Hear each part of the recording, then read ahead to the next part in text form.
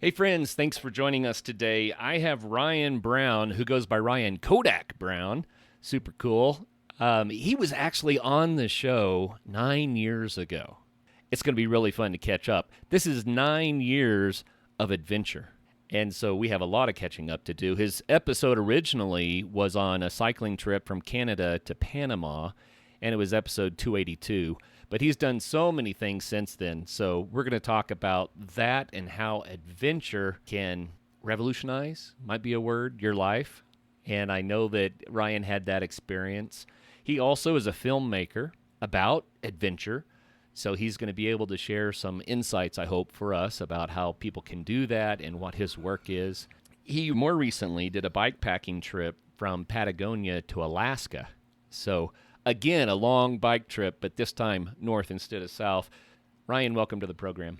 Oh, thanks for having me on, Kurt. It's good to chat again after so long. Yeah, we were sitting here chatting, and I kept saying, I should hit record. This is too good. I should hit record. And anyway, we wasted all that. But now we can catch up.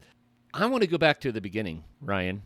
You said that you started adventuring in 2012, I believe, and that was a Yep. critical juncture in your life. Yeah. So will you give us the backstory and a little bit about that so people have context? Yeah, so in 2012, I was kind of struggling with mental health issues with a lot of anxiety and depression that had lingered since like my early teens. And as I was going through college and university and, trying to do life, I would have these like debilitating panic attacks where I would be sitting in a classroom and all of a sudden I couldn't breathe. I would get this tightness in my chest. I would literally Ugh. feel like I was suffocating. And then I would have to like kind of flee the room. I kind of thought I was dying, run home. And yeah, my life was kind of like stalled and shut down. And then I found adventure. I found bikepacking. I saw these people riding bikes. There's a bike trail where I'm from Pittsburgh. It runs from Pittsburgh to DC. And I saw these people just like randomly out there on the trail. And I kind of said, that looks like fun. I loved riding a bike. And then I had this gap where a truck broke down at work. So I just, on a whim, I bought a trailer and threw a bunch of camping gear in the back of the trailer. And off I went to like ride this trail over the period of a week. And like the freedom, the sense of adventure, like, my God, you get so much strength from being out there, like in these situations. And then I went back home and I told my boss that I quit. I changed up the bicycle. And it never stopped since. Yeah, it's just been one kind of bigger trip after the next. Wow. Okay, so what happened with the panic attacks? Yeah, what happened? I don't know. So my parents divorced when I was like 16, and then I got put on a medication on an SSRI, and I had kind Uh-oh. of like a reaction to it. Yeah. Yeah. And then Yeah. I kind of freaked out. I don't know. I started smashing a bunch of stuff in the house. I think maybe it just like it like freed me enough because usually I don't know, I'm like a pretty calm, stable individual, and even then with all the drama in the house, but at that point I just kind of lost it. And my mom was always a little bit, I don't know, maybe unstable. And so as I'm like freaking out and in this like complete, like they called it like a manic episode. So as I'm like having this episode, my mom is then chasing me around the house thinking that I'm like possessed. So it's really just escalating the situation. Yeah, it I was. mean, it's not funny, but it's funny. No, And the it's reason not we funny. can laugh, Ryan, is because you started doing these long bike rides and it turned things around.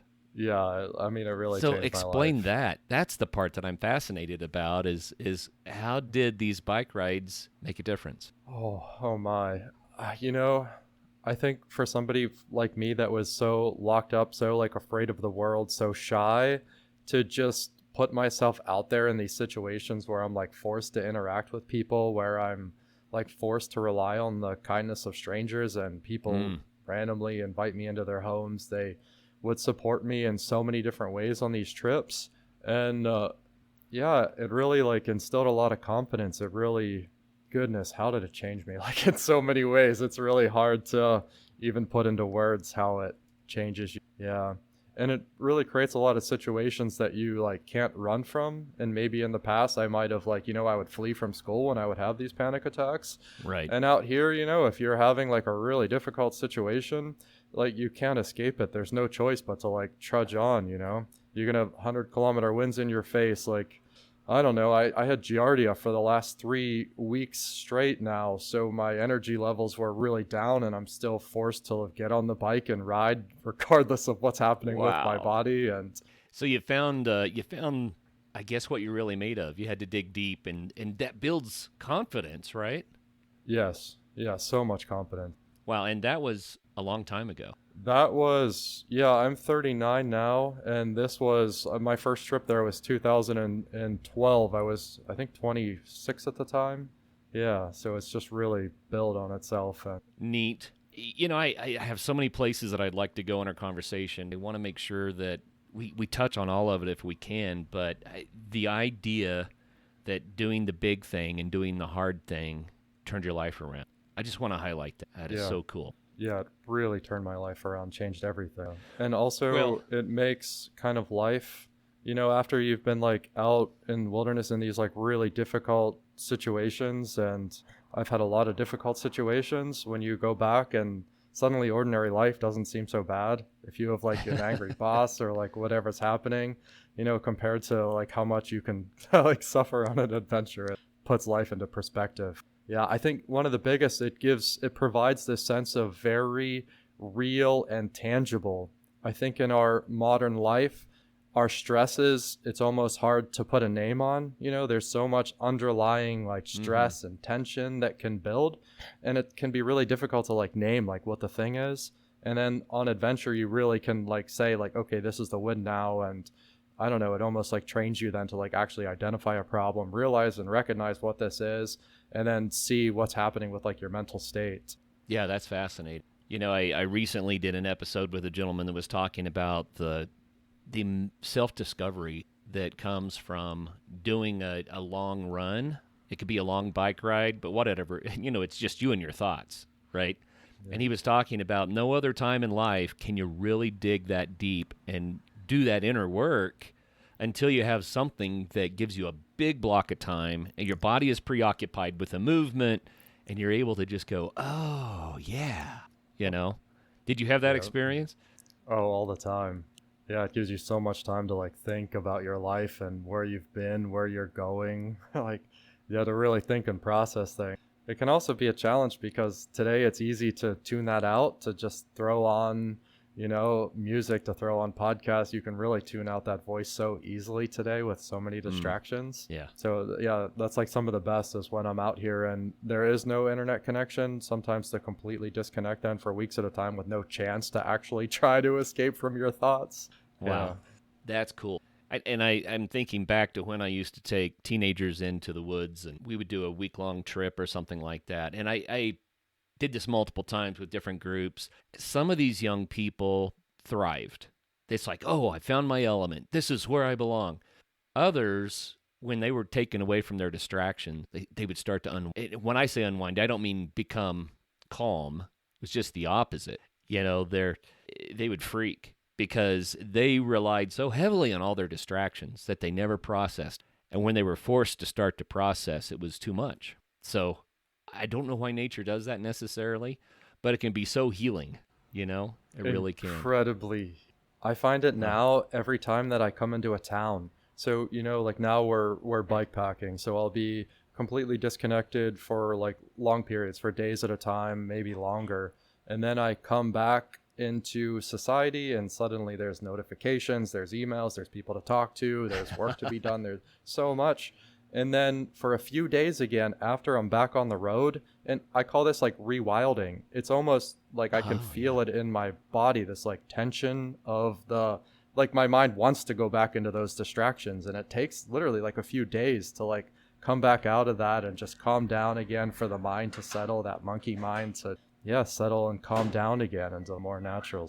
That's a question that I've asked several times when usually I'm talking to backpackers and I say, how many days, how long does it take you to fall into the rhythm of nature is what I call it, right? And some of them look at me like, oh, I don't know that I do that. But most people say, oh, I think 2 days, maybe 3 days, and then I find that groove. You're bike packing and having the same experience. How long, you just said it takes 2 or 3 days sometimes? Yeah, and it just depends how present I was to begin with, because I can kind of maintain that presence if I don't like go too deep into that rabbit hole of, whatever scrolling. If I don't get too deep into screens, then it's a lot easier, I Yeah. can come back out of it and maybe it's like a day or some. But if I'm like really deep into, I mean, even edit sessions, when you get super focused on one thing at a time, it can take a couple days sometimes to come out of it and calm back down. So what do you think about the black screen that we live on these days? Yeah, what a question. I oh my, goodness, I'm so hesitant to answer. I guess I find it incredibly toxic. I think a lot of the environment is toxic, and we live in a society where these things are driven by profit motives, where we're more of a product than we are actually something to Ooh. use and connect with people. So, how can you have something that's like healthy and like good for society when the entire thing is to collect and sell your data and manipulate you into buying things? So I guess I feel rather strongly about it, yes. Just how addictive the addictive nature, how addictive it is as well is, I mean, these things were engineered to be as addictive as possible and keep us as to these screens as possible. Yeah, so I Yeah. find it so fortunate that I can get out here then and, ride a bike now for be away from all of this because it is, even out here, it's hard to stay away from it. Yeah. But it's the real world. Well, it's the Yep. fake real world. It's the world we live in that we have these devices now. And it's sad because in not always, but quite often they're taking advantage of human weakness, right? They're not trying to make us emphasize our strong suits or grow into better, more capable people. They're taking advantage of weakness to pull us in. Yeah, they're preying on our nature. Wow. And so there's a juxtaposition for you. You're a filmmaker, you have a YouTube channel, so in a sense, you're participating with part of this, right? But at the same time, you're like, yeah, but that's not always healthy. So how do you manage the cognitive dissonance of that? Yeah, so YouTube as a platform I do find slightly different. While they have short form content, and I find short form to be, I don't personally care for it, but I find long Yeah. form content to be like a little bit better. Like clearly they Yes. still use an ad model, but I mean, I don't know. There's ways to avoid ads. There's ad blocking browsers, or you can pay whatever YouTube costs to completely avoid advertisements. I don't put many advertisements. I've done like a few sponsors and videos, but mostly I'm just uploading content that's me outside. And that's what I've always loved about YouTube versus like the Instagrams or the other platforms where Right. it's like this like short dopamine hits of scroll, scroll, scroll.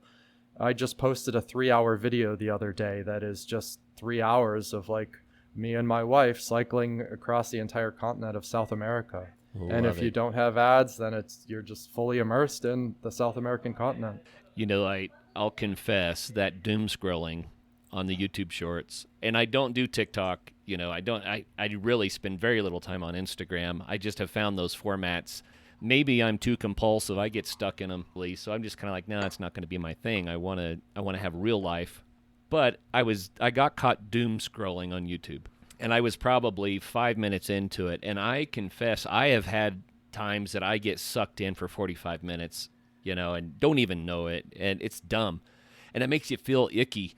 It's just like it doesn't feel right, and you feel hypnotized. You have to come out the other side of it, wake yourself up. It's just so hard to come back. But in the middle of this doom scrolling, a little video short popped up. And all it was like a whiteboard that someone had written on that said, your life would be so much better if you would just do the thing you're trying to avoid right now. And I read that and I said, oh, thank you. And I turned off the phone and I was like, oh, I'm back. Yeah, that's beautiful. And that it like broke that pattern of it. It really worked. I have to rely on like software to block these things. I use one on my computer that like fully blocks basically everything other than the tools I need for work. And then on the phone, I have like really strict time limits for things so that I can't go over on these things. And it helps so much. I want to make the point too that I agree with you 100%. When you're looking at a quality video, right? You're not getting that hypnotized by the doom scrolling effect. You're learning things of value. You're experiencing something. And sometimes it's vicariously, but it's real. You know, when you have a video about doing a very real thing like you're talking about, right? So what's your YouTube channel, Ryan? It's Ryan Kodak Brown, like Kodak, like the camera. There you go. So if people want real content, that's where they can find it. Let's talk about your biking. So this first adventure back in 2012, let's just go there. Give us a little information about how that worked and what came out. So the very first adventure was Pittsburgh to Cumberland, Maryland, and then I turned around and rode back to Pittsburgh. So that's the Great Allegheny Passage, and it's part of a bike route, car-free trail that runs from Pittsburgh to Washington, D.C. I only had a week, so I rode half of it.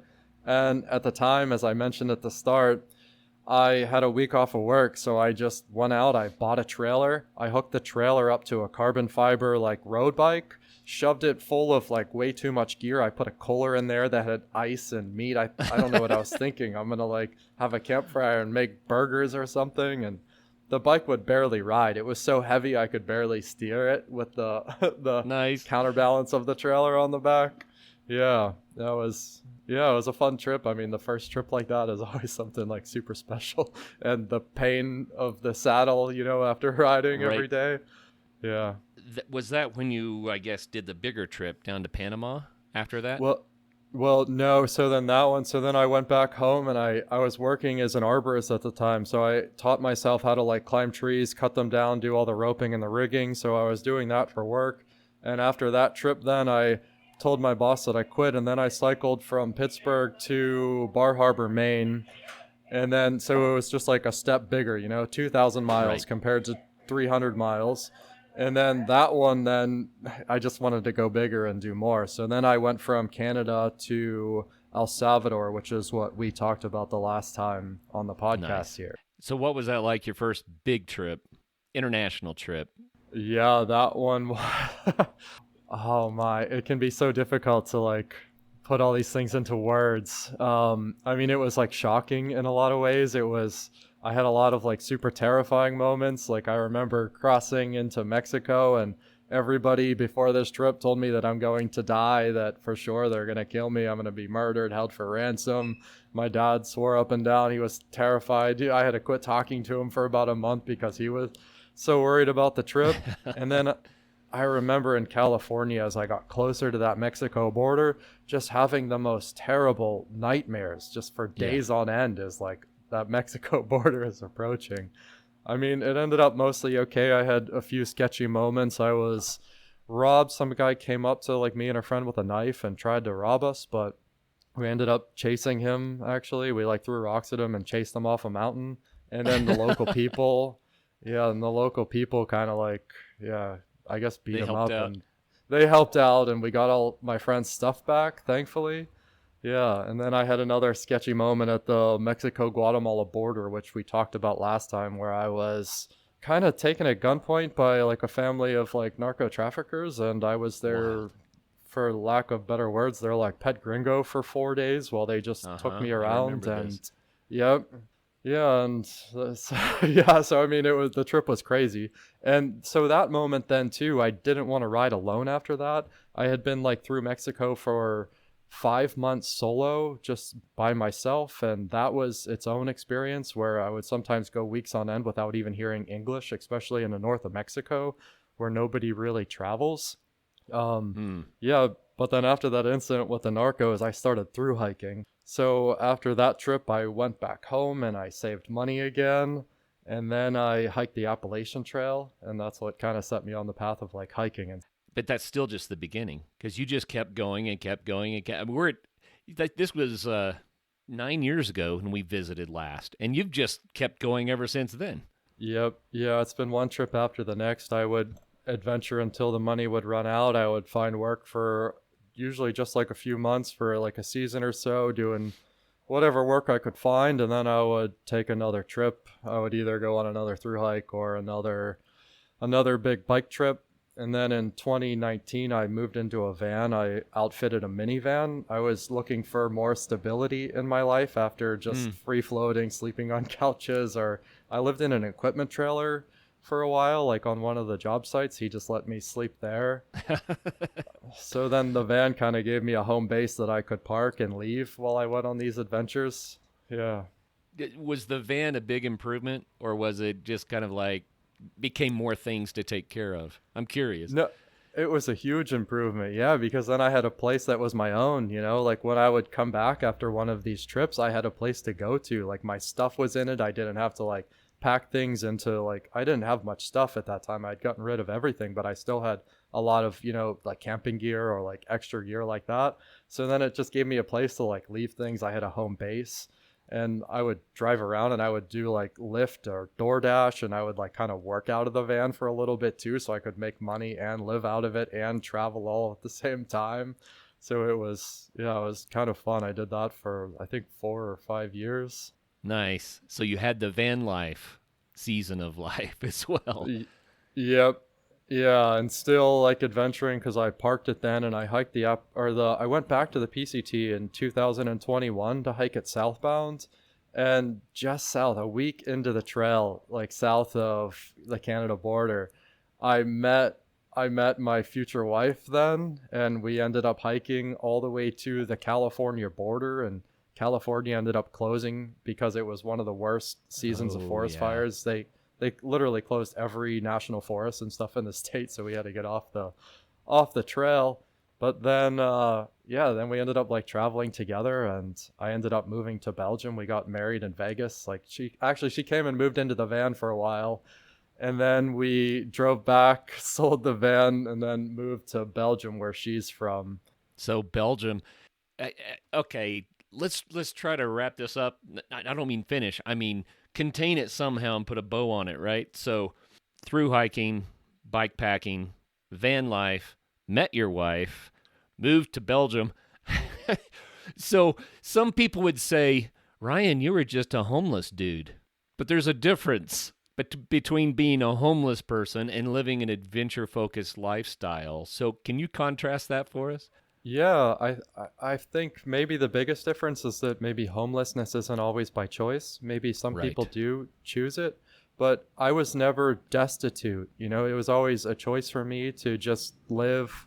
I mean, I was at that point, I think I was living on less than $10,000 a year. So that's what enabled me to like travel this way because if you don't have bills, if you don't aren't paying for an apartment, my only real expense at that whole period of my life was like a cell phone, at least until I got the van and then expenses like went up a little bit. But you can save so much money then. And then Yeah. if you're willing to sleep in a tent every night and cook your own foods and eat a lot of ramen and oatmeal, you can really travel a long way on very little money. Well, I love that story, and I asked you that question on purpose because we've talked to so many people who've chosen an adventurous lifestyle, and it's not because they can necessarily afford it. They're not trust fund babies with a big bank account somewhere. It's like, no, I've learned how to live on less and experience so much more. And I applaud that. I think that it's not for everybody, but for the people that do it, man, what a life experience. Do you ever look at it and say, well, I wonder if I should have taken that desk job and sat in the cube for 9 years? You ever wonder about that? No, I don't. It's like this lifestyle involves a lot of sacrifice. It's a huge trade, and like I don't really have so much community. I've been so like free floating and moving around so much. So Yeah. there's like a lot of yeah, sacrificing security, all these things. And also I guess where like where my life was like that was the original path for my life was supposed to be go to college, get married, have kids, get a nice job and like live that life. And yeah, it didn't play out that way for me. I had some roadblocks in the way and my life took this huge detour and then I loved it, so I really leaned into it and I was fortunate enough to not have like responsibility or like anything at the time that would like stop me from doing this. Yeah. Hmm. Well, I think it's fantastic that you did, you know? I mean, I'm sitting here looking at a guy with, it's just a natural, huge smile.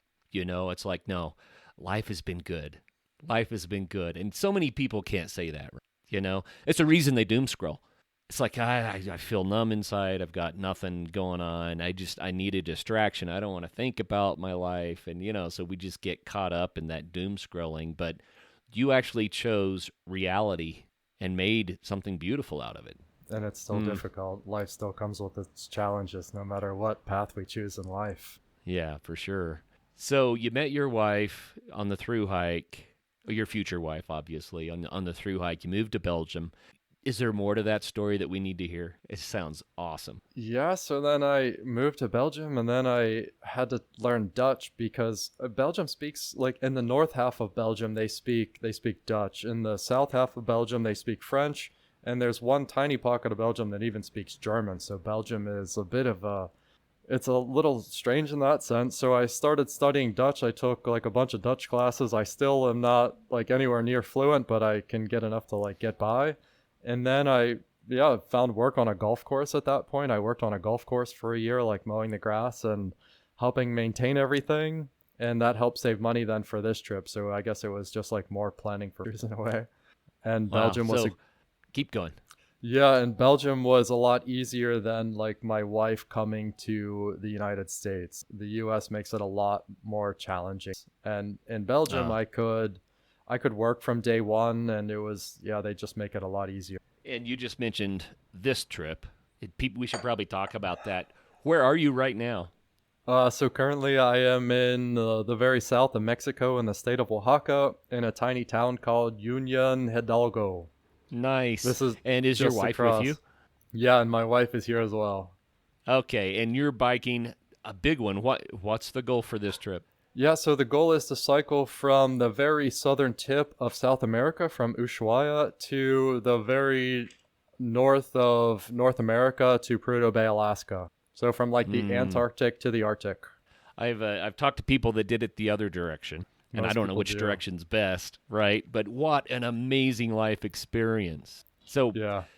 if you're in Mexico, you've already covered all of South America. Yep, so South America is done, it's checked off, and Central America as well. We have Mm, Mexico, Canada, and the US to go. nice.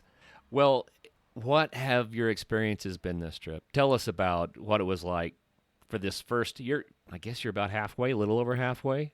Yeah, So, by what's time it been like? wise, yeah, what's so the start of the trip, most people they ride this south, and they ride south for a good reason because the predominant headwinds come out of the north, which means Uh, that we faced some crazy winds for the entire kind of Patagonia section. So it meant like really grinding into 60-mile-an-hour winds at times, and we mm, would hit these crosswinds that sometimes at one point they blew my wife off her bike. It literally like knocked her over.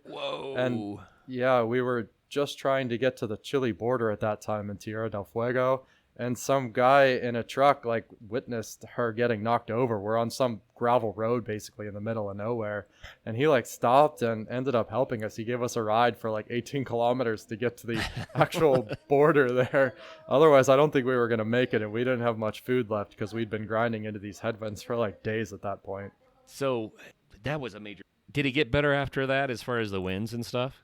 Yeah, so the winds kind of got a lot better when we got further north into the mountains. Like once we hit the Carretera Austral in southern Chile, the winds kind of die down, and then the challenges more became the climbing. Like we went from this like flat open plains into the mountains, and it was a lot of climbing, a lot of like gravel, difficult roads, and we would have some rain at that point too.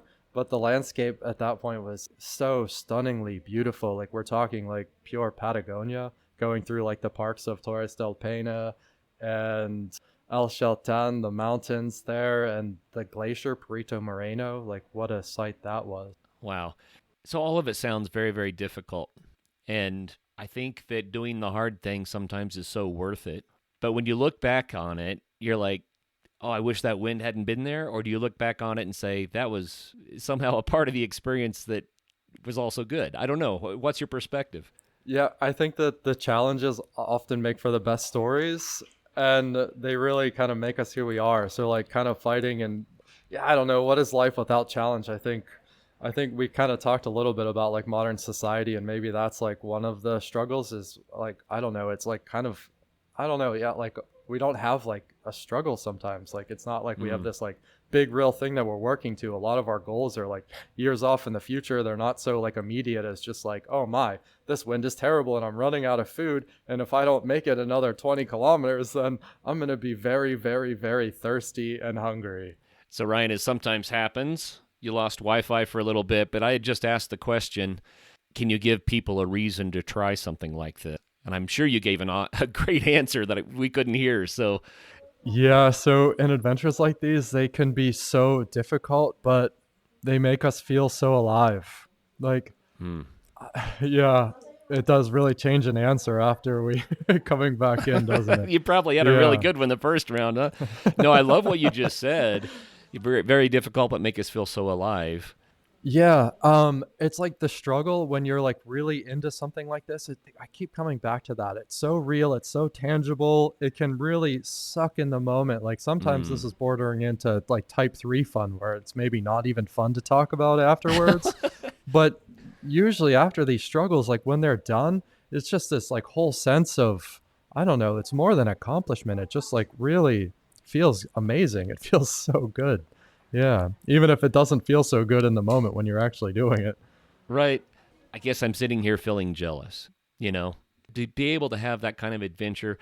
You already related on your first big trip south how the Mexican border was a real challenge. And if I remember correctly, in the interview from 9 years ago, you said something about you crossed the border and you just tried not to stop. You wanted to get as far from the border as you could, which meant an extraordinarily long day, how hard that was. And then you become this toy of the narco terrorists.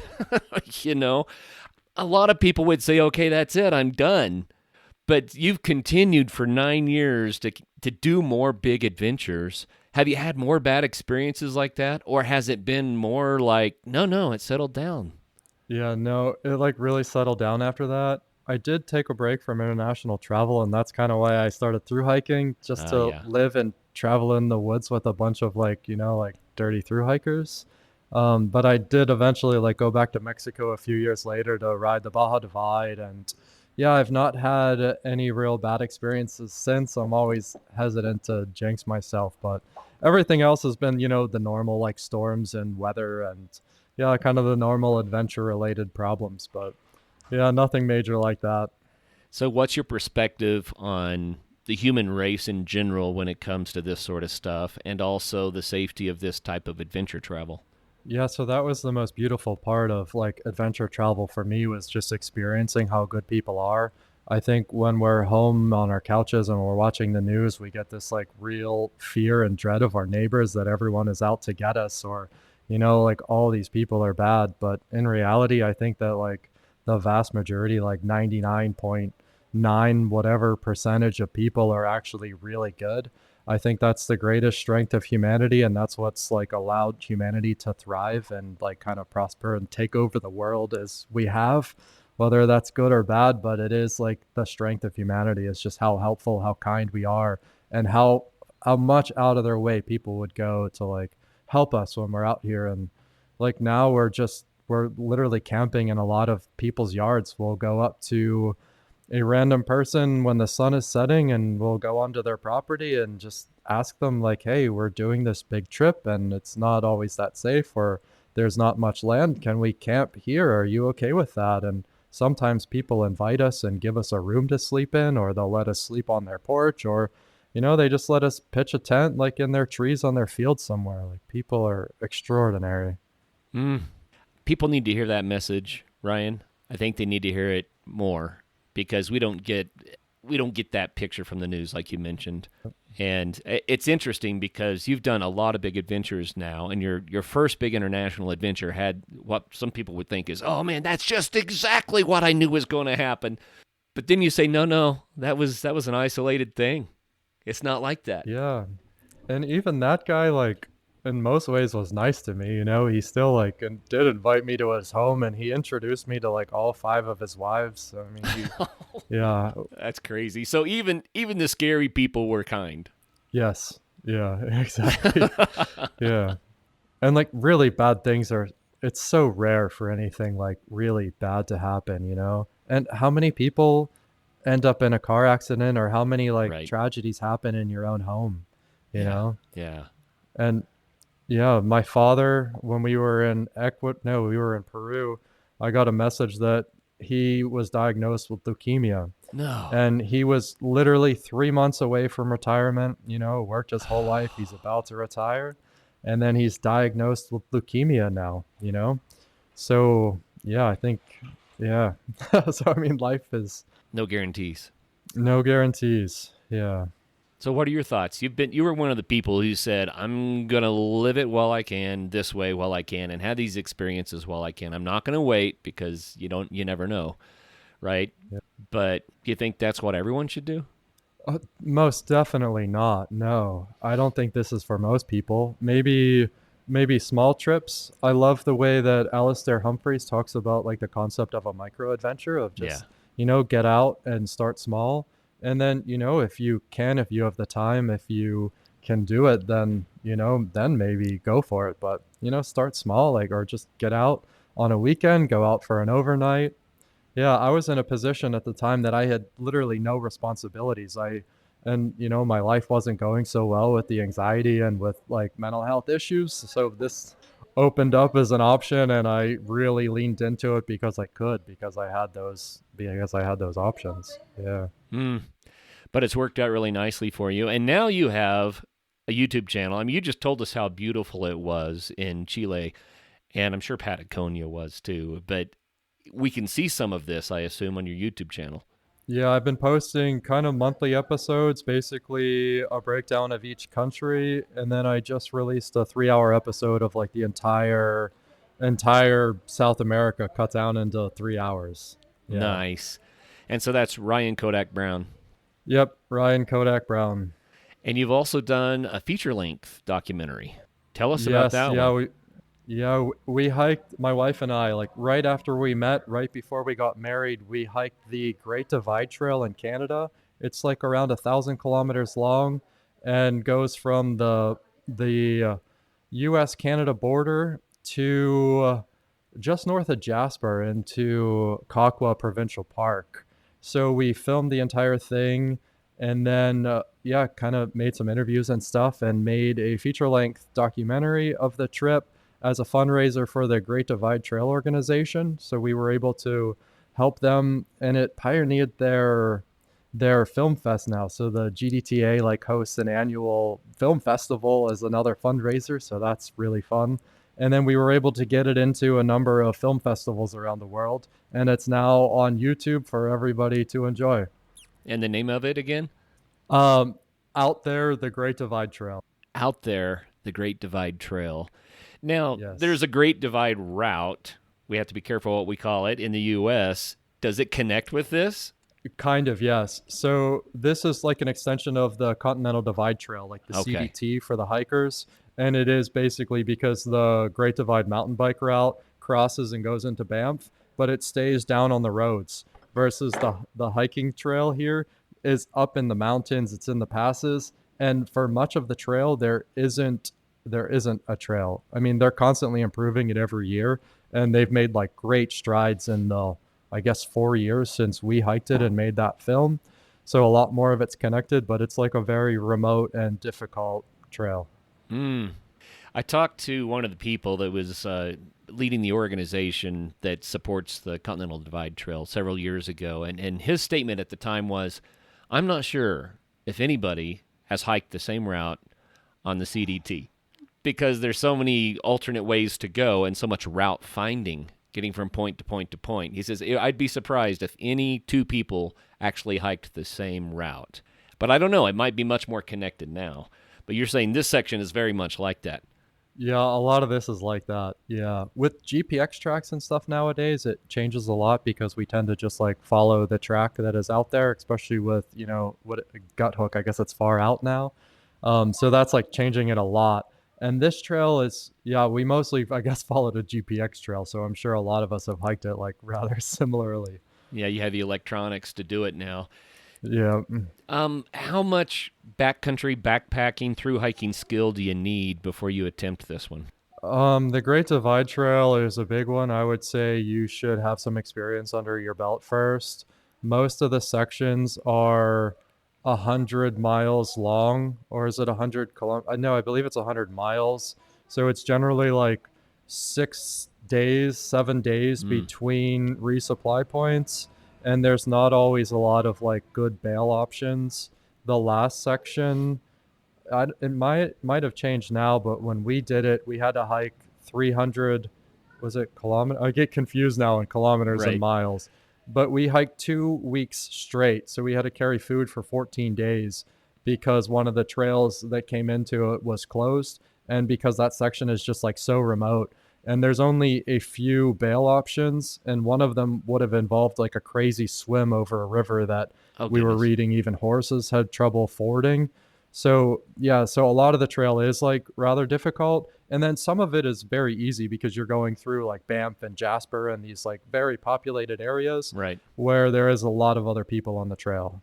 So you need to know your stuff before you start this one. Do you have any recommendations on maybe a first trail before you try this one? Oh, like like a through hike, a first through hike, Yeah, people are like, well, or I've always wanted to try that, but I don't know how to start. oh goodness, yeah. I would say just whatever local trail you have, just start out hiking locally, start out where there's like other people. Maybe you can join a club. There's a lot of like clubs, and that is one of the beautiful things about our connected world these days is that we can, you can join and do these things with other people. But goodness, as like one trail to, yeah, I mean, yeah, I don't know actually to answer it. I couldn't say one trail, you Well, know. I like what you already said. Choose a local trail. That makes a lot of sense. You know, just do what's more approachable first, right, and let it grow from there. And people would be surprised, I think, Ryan, if they actually looked to see what trails are available in their area, because trails are everywhere. Yeah, start small, start close to home, and then expand and grow from there.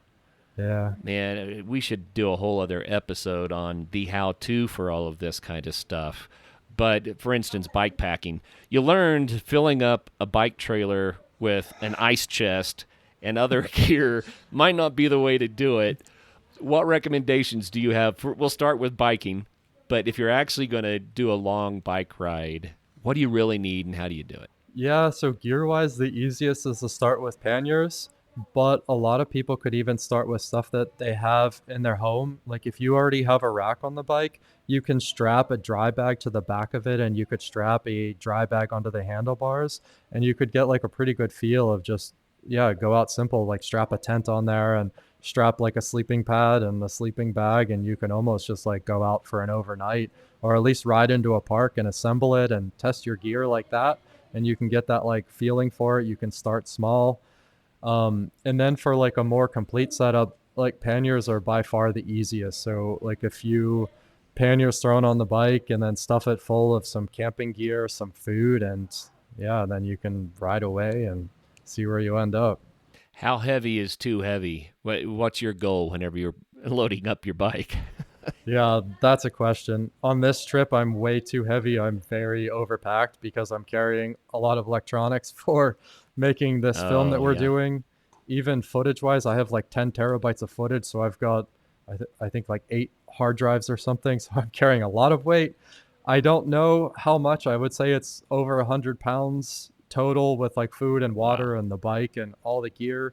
So it makes a lot of these climbs, especially in Central America where they're incredibly steep, some of them impossible. You have to just walk some of the climbs and push a heavy bike up these things. But generally, the lighter you can get, the better by far. On some of my trips, like when I rode the Arizona Trail, my rule was that I needed to pick the bike over my head in case I had like barbed wire fences. Sometimes I would have to like climb over fences and stuff. So I wanted to make sure the bike was like very light and maneuverable. And then for the Arizona Trail, you have to disassemble the bike and carry it across on your back. So I like took the bike apart, strapped it to a backpack, and then spent 3 days and hiked it like down into the Grand Canyon and up the other side. Wow. And I think my bike weighed 70 pounds or so at that point. Yeah. So the lighter, the better for sure. Any tips on how to get it light? Take less stuff. That's the biggest one. I know like clothes are an easy thing. You'd be surprised how little clothing you can get away with going and wash things in sink or something if you're going on like a longer trip. Um, But yeah, the easiest by far is just literally just like take less things, like try to figure out what the essentials are, the bare minimum, and go with that. And then spending money also helps. You can always buy a lighter tent, but it really starts with just carrying less stuff. I think the hard part for me is food. I can get a light tent, I can get a light sleeping bag, I can get a light pack, but food is food. And eating dehydrated or freeze dried food is a constant diet. I don't know. Short term, that's fine. Long term, what do you do? Yeah, it depends on the adventure. So when we're like bike packing and when we're more on like roads and it's less remote, then we can carry a lot of like real food. We'll carry actual produce and pastas or quinoa. We eat a lot of couscous and we can like fry foods, We'll like cook up a bunch of vegetables and make a nice spaghetti out here on the trail, We'll eat like real foods. But when we're on the remote routes, like when we cycled across Bolivia, we had to carry food for 9 days, so then it was Goodness. all the dried food, all the ramens, a lot of nuts and trail mix and granola. So it's, yeah, mixed bag depending on where you are and what you're doing. When you're in, call it developing countries, is there pretty easy access for freeze dried foods and things like that, or is it hard to come by? Yeah, freeze dried foods, like if you're thinking like the mountain house meals and stuff like that, you won't find them here. In Patagonia and some of the more populated regions, you'll find like those kind of backpacking meals, but mostly it's going to be like rice and pasta, ramens. You can usually find ramens in a lot of the world, most of the world maybe. Um, yeah, it's a lot of like those kind of foods. Like I guess what would you call that? The college diet, macaroni and cheese Right. and That's fantastic. So you're saying you go into the market and start looking for something that you can carry, something that's light. Okay, what's one food that you indulge with? It's like, no, when I find this, I don't care how much it weighs, I'm going to take it. ooh, interesting question. It changes so much. It used to be like peanut butter and maybe Nutella. I used to love those things, but after eating them for so many years, I yeah, almost have a love-hate relationship with it now. I can't stomach it so much. Um, lately, it's actually this is a weird one. It's been these like bags of beans. They sell like literally a pouch of or not dehydrated, what do you call those? Like refried beans. That's what they're called. So like refried beans and then frying those with some cheese on our little camp stove. That's like really delicious. A little hot sauce in there. I Nice. try to eat a lot more like real foods when I can, but yeah, that's a hard question. Well, calorie dense and nutrition dense foods I think are important. So you have any recommendations for that? Goodness. Like ramen, as far as if you have to get like really light ramen because it has a lot of fat in it, is like one of the lightest, calorie to weight ratio. It's one of the best, the most dense calorie foods. Peanut butter is really good. Um, yeah, a lot of the bars, they can be more expensive. Like, all the different like power bars and these like sports nutrition bars are obviously good, but they are more money. Um, Oh goodness, what else? And nuts in general. Nuts are amazing, like dried fruits. It's a hard question to answer. And that's one of the reasons I ask it because I'm always wondering, maybe this person's figured it out. And I think everyone struggles with it. Honestly, it's just hard. Yeah, and what makes it more challenging now is because every region we enter, our foods have changed. So when we were in Patagonia, we were eating a lot of like we could like buy empanadas and stuff on the streets or packing those kind of foods Mm-hmm. out.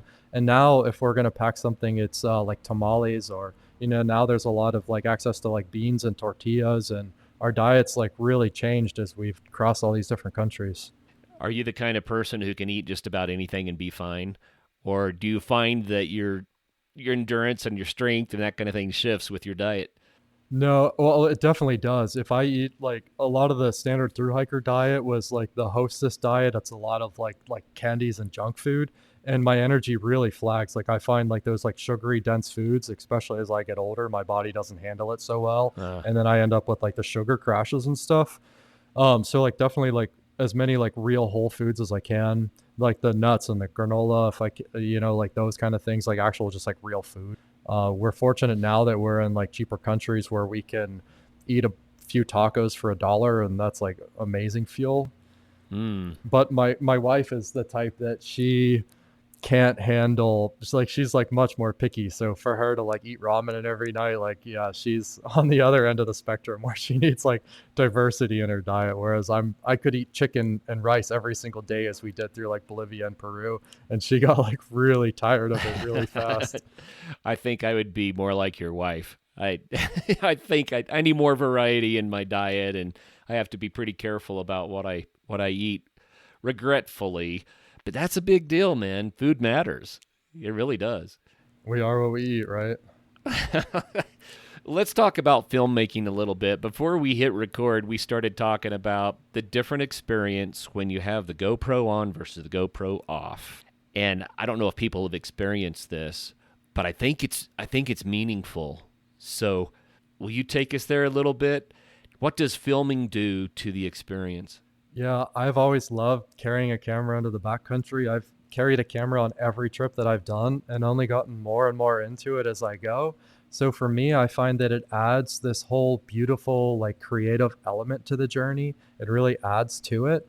And I find that it immerses me more in moments because I find myself looking for these like tiny little details that I might otherwise like gloss over, like just one leaf flapping in the wind or like this little ice crystal forming on something or yeah, so I find myself like really getting lost and like almost like seeing these moments then.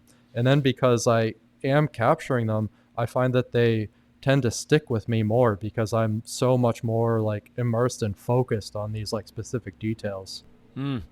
So I've seen some people that they're not really doing what you're talking about.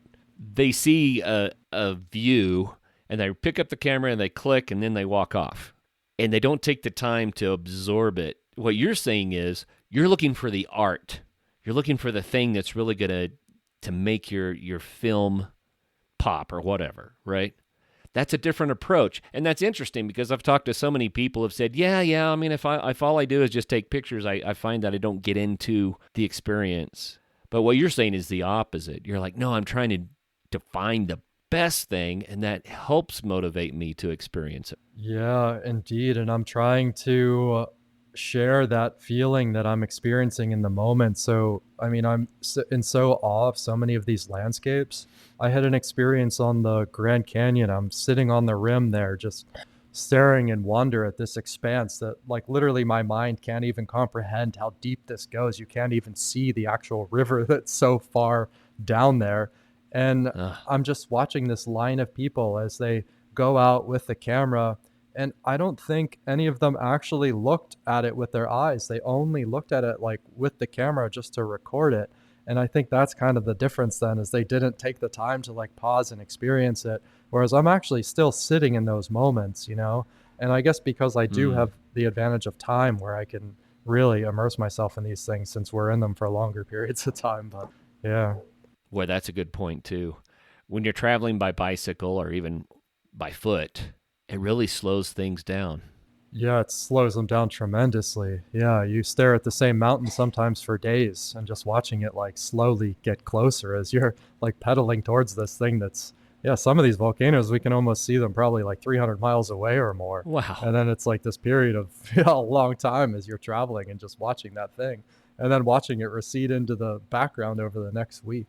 Oh, that's fascinating. You know, I've often said you jump on an airplane, you fly from point A to point B, and for me, I get discombobulated. It's like I don't understand what connected those dots. I'm suddenly in a new world. It's like I was teleported. And there's a place for that, but I prefer to connect the dots. And when you do it like you just said, you really connect the dots. No, it's fascinating because this, like traveling the way I'm traveling now, it flips that whole experience on its head because, you know, most people are traveling, you know, in a plane, in a car or whatever, you're going to the destination. It's like you have a destination in mind, and usually it's the most beautiful place in whatever region is there. But for us, like traveling on the bike or on foot, the destination almost means nothing. Like not to like it's not the cliche either of like it's the journey that matters, but literally by the time we reach the destinations, we're usually so tired that we just want to like lie down and sleep and eat and like focus. Well, and that's when everybody else, the backpackers, are out like exploring the city or doing the day trips out to the most beautiful places, and we end up missing a lot of the most beautiful places. because yeah, we don't have the time or the effort or the money to like go out of our way, even those 30 miles or whatever it might be, to see them. Oh, wow. So it's completely different. How many 0 days do you need? I find like one a week is kind of the optimal. Since we're making films out here, we've been taking a lot more. So sometimes we'll take breaks of like 5 days or longer. And too many zeros is also bad because then we end up like losing our, we'll call them like trail legs or something. Mm. So then it's like you have to like rebuild that fitness constantly. But if you don't stop as well, then you like burn out very quickly. And also, we're a year and 4 months into this adventure now, and we both, my wife and I, find ourselves being like very tired. Like even a year, like after 1 year into the route in South America, like you get really tired of living on the bike, of living out of backpacks and stuff. It can be very exhausting. So we took like a month and a half off. Then we flew back home to like visit with my father, and then we flew to Belgium to spend a few weeks with Ilsa's family as well. So yeah, breaks are so crucial. Nice. It's nice that you can do it that way. That and that's a good point. You can. There's no rule that says you can't, right? And what you're saying is, no, that's worth it. That's a good thing to do. Wow. Okay, so you just said since we're filming this and we've been doing it for what you said, a year and 4 months, what is the project that you're working on right now? What's it going to be called and where can people experience it? Yeah, so we still have a working title. It's going to be Pat Alaska, and that's like Patagonia to Alaska. I don't quite know the subtitle yet. Um, yeah, but we're working on another like feature-length documentary project. So we're releasing videos as we go onto YouTube, and I kind of treat those as like a rough cut of the actual trip. So we like kind of quickly tell a story to like share it and get it out there. But it also then helps us because we're condensing, like for each country we have so many hours, like so many hours of footage, so then we can condense those into 30-minute projects. And then I combined all of South America, which was I think 7 hours total or something of already cut down episodes. I cut that down further into 3 hours, and then for the final film, then I can take a lot of that and it's already like at least cut down a lot. So then I can go out and get interviews, and I have a lot of the best parts of the trip already cut. So it's kind of like cutting it down as we go here to like, yeah, make a film at the Wow. end. Yeah. That's wild. So is the YouTube the YouTube channel, is it helping you financially along the way? Are you getting enough from YouTube to be significant? It definitely helps us. We don't make a lot from like the ads or anything on YouTube, and we've only taken like a handful of sponsors on the trip, but it definitely helps. And we have a Patreon community that also supports us, but it mostly covers the hotel expenses Mm. because every video that we make is generally like about a week. It's like 40 to 60 hours of editing time in a room somewhere, which can get really expensive. But we don't make enough that it like covers the trip or anything. We're going to end up losing like a lot of money. Like I say that like, yeah, we're losing money as we're having this beautiful experience, but for us it was never really about the money. It's about the experience and doing it. Oh And yeah. I just love making the videos. Yeah. Very, very cool. And once again, the YouTube channel is Ryan Kodak Brown. And man, you've been out there doing it for a long time. A long time. How can people connect with you if they would like to? Through the YouTube, through comments, or through Instagram. I don't spend a lot of time there anymore, but I do tend to like my direct messages and stuff, so that's a good way to connect. Best of luck. I hope that your ongoing project to Alaska is just continues to be rewarding and remarkable. And I'm here cheering for you.